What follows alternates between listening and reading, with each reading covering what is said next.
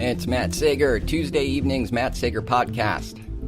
And we're number one, America. Congratulations. For the fourth year in a row, we're number one in syphilis, chlamydia, and gonorrhea. America, give yourselves a hand. Last night's episode was much more somber than I'd intended, and I'm very fortunate that tonight I can be all about fun. Getting back to Better Call Saul, I told you last week that it was just the best show ever and is really becoming Breaking Bad season .5. That's never been more true. Last night we saw the true birth of Mike Ehrmantraut. Jonathan Banks putting on an acting clinic, likes of which I haven't seen since Bryan Cranston, to be perfectly frank. You get to watch the birth. We've seen Mike Ehrmantraut as the grim, gritty, impossibly nasty, and just ruthless guy he was in Breaking Bad. And we've seen a very different version of him in Better Call Saul. You can see how he might have gone from a guy who's really down, really dealing with a lot, to a guy who's cut off from emotion. It's just about doing the job. That's all it is. His life is his work.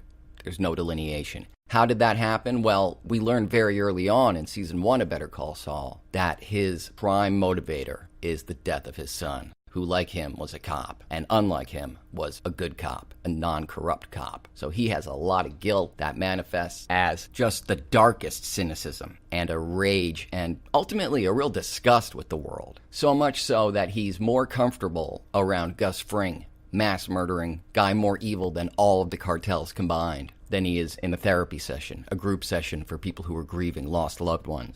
He's attending with his daughter-in-law, and this is where Mike becomes Mike. You might have thought you saw it a couple seasons ago when he was hired by a small-time, penny-ante, dumb drug dealer to be his protection. He was competing with a few other hired guns, and he was the only one who did not, in fact, bring a piece. He just brought his attitude, his fists, and the short, little, old guy took out a whole crew of mercs with nothing but a few fingers, a little bit of judo, a couple of nerve pinches, but that was not the birth of Mike. This, I would argue, is the birth of Mike, and the inciting incident, one of many, that's going to cause Breaking Bad and Better Call Saul's timelines to effectively merge by the end of this season at the very latest. It's Breaking Bad now. It simply is. Mike's at a group therapy session now. He's with Stacy, his daughter-in-law, and she makes a confession, one meant to heal and to help her understand how she's grieving. And Mike does not take it in the spirit in which it's delivered. I don't know why I noticed it just then, but I hadn't thought about Maddie all morning. That little stinger there, that little Law and Order stinger, you look at Mike's eyes. Jonathan Banks is such an amazing actor. He says so much more with the way his eyes droop at those words than he could have in a monologue about, how dare you, my son? No.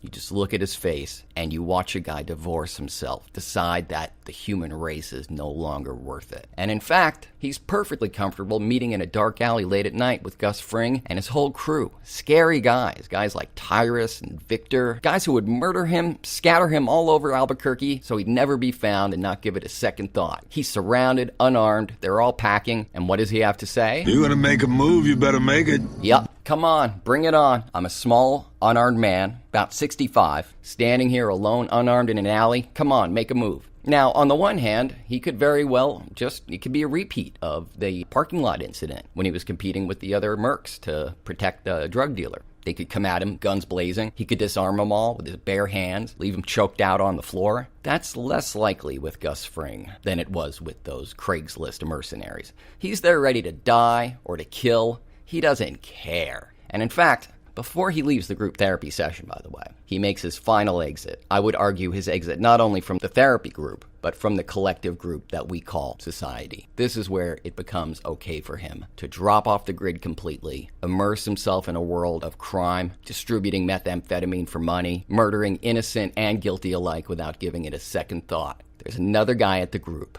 a grieving widower. And Mike apparently has had his eye on him for some time. He's got to tell. He scratches his arm when he lies. And he's not. I don't think he's grieving. Mike doesn't seem to think so either. She always wanted to go to Sydney. Oh, God. He's been coming in here for months selling you a bill of goods, getting you all misty-eyed and loving every minute of it. This is where we discover that Mike's uncanny ability to detect what's really going on inside the human brain behind those lying eyes becomes a liability. As a cop, it probably served him very well in the interrogation room, questioning perps, but now he's in a safe place where people come to be honest with one another, share their deepest and most painful secrets, and he sees a bunch of liars and pickup artists. How is a guy with a worldview like that not more at home in a dark alley surrounded by cartel members than he is in, shall we say, polite society? And so, as with all things Better Call Saul, Breaking Bad, anything Vince Gilligan, we're witnessing transformation, change, decay. And speaking of things that have decayed over time and that have no place in polite society, Mr. Plinkett's back, just in time to join the ongoing argument about Star Wars: The Last Jedi. This is one of the most controversial films of the past 10 years for all stupid reasons. I mean, look, on the one hand, it is objectively a poor movie. It's not as bad as the prequels that George Lucas was just throwing out there. But at this point, people are going just to get a burst of nostalgia. The experience of saying, wow, I just saw another Star Wars movie. It's still happening. I still get to do this. Star Wars is still out there for me. And then on the other end of the argument, these arguments are extremely polarized. There are the loyalists who will buy and rave about and buy all the merchandise for and never stop talking about all things Star Wars. And then, on the other side, there's this group of really nasty, hateful people who, as the years have gone by, they feel that everything that has belonged to them has been torn away from them. You know, they're white, they're guys, generally speaking. And so, when they talk about Star Wars: The Last Jedi or Solo, they don't talk about problems with story and about things being written by committee and runtimes that are just masturbatory. No reason for these movies to be so long. They're barely telling any story at all.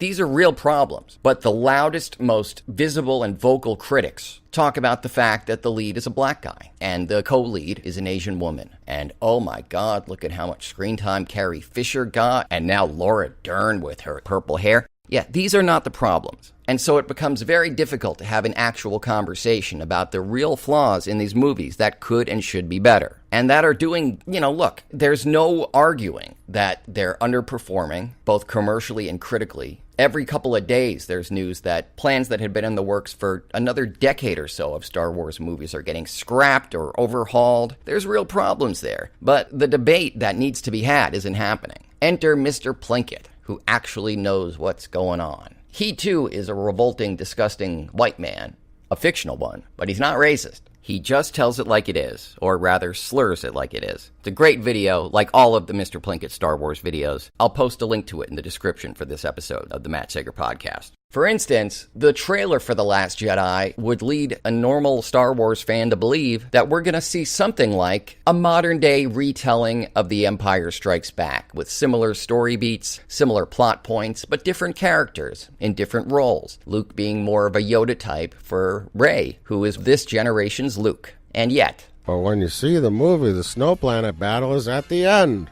And oh my God, it's not snow at all, it's salt. Salt. You're gonna rub that in our wounds, son? Yeah. Hey, wait. Is that Gareth Edwards? Put a fucking helmet on, you stupid prick. And so on. Not to mention all the action that we expect from Star Wars and that we've seen in the trailers and the television coverage and we've read about in the Entertainment Weekly exclusives about, the battle of the lightsabers on the ice planet. And, well, it doesn't really work out that way. It was a bit of an anticlimactic movie. A genuine problem that only someone as eloquent and insightful as Mr. Plinkett can really articulate. And there's no real lightsaber fight at all. At least not IRL. It's all a hoax. Oh my God. Seriously though, this guy literally just did pretty much the opposite of what we expected.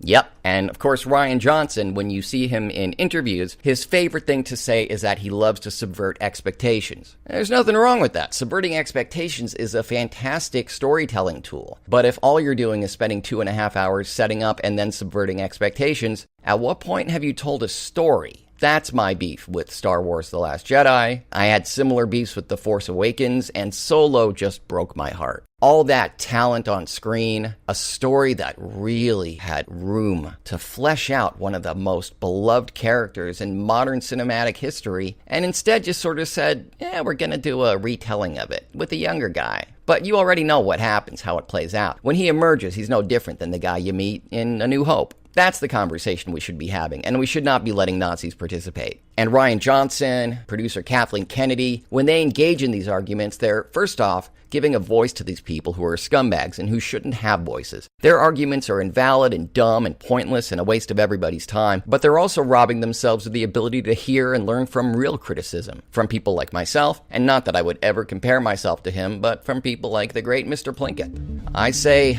listen to the man. And thank you for listening to me. As always, get in touch with me via email, matt@mattsager.com.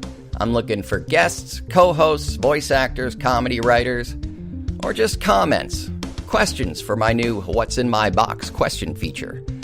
Call me at 646-535-4788. Hit me up on social media. Twitter is @MattSager, Facebook, The Matt Sager, and my voiceover page is Matt Sager VO.